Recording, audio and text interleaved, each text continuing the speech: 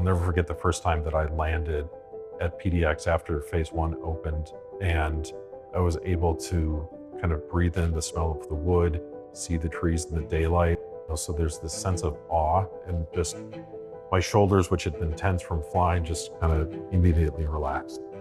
We worked with the Port of Portland to think, well, what do they really need to do here to really set this place up right for the next 30, 40 years? We went to several Scandinavian airports, and one of the things that struck us with them was how they used materials in ways that really help inform the experience. You know, they used a lot of natural materials, stone flooring, wood, local metal work, all of those things that really help tie the building to the place. And that's something we really leaned in on with this project. 2 stats to describe how big and massive the project is. One is the footprint of it spans over 9 acres, which is over 6 football fields.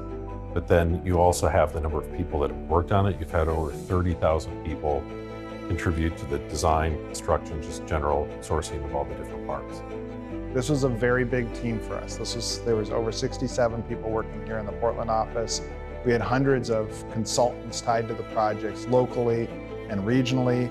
Loads of people contributed to this thing, right? At that very moment, you know, we're about to launch into this kind of into the unknown, COVID hit.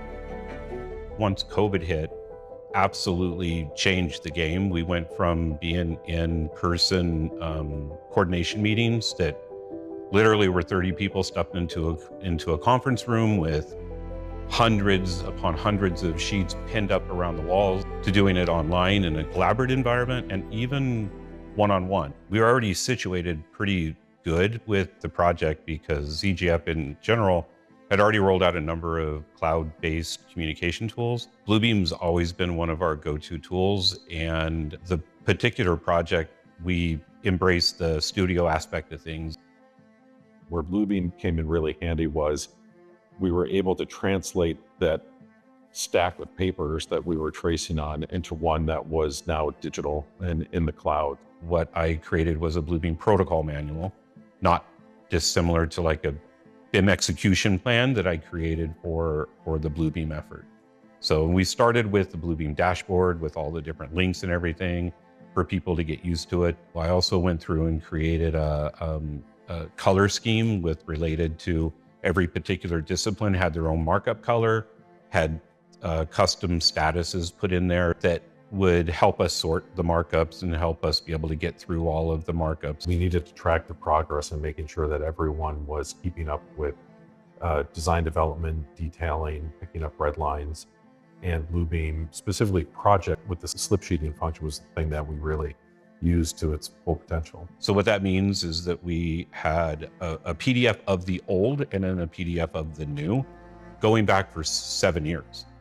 So we were able to step back in time to revisit some decisions that we made. Which we didn't plan on. We didn't plan on it being a record-keeping tool, but that was kind of an added benefit that we found afterwards. And so now I'd like to use that function just because it becomes almost that mental repository without having to keep it in your mind.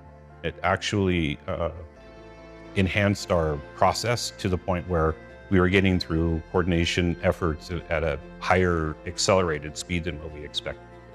Our overall concept of a walk in the forest was really a way of trying to connect the people at the airport with the forest, our natural environment in the Pacific Northwest.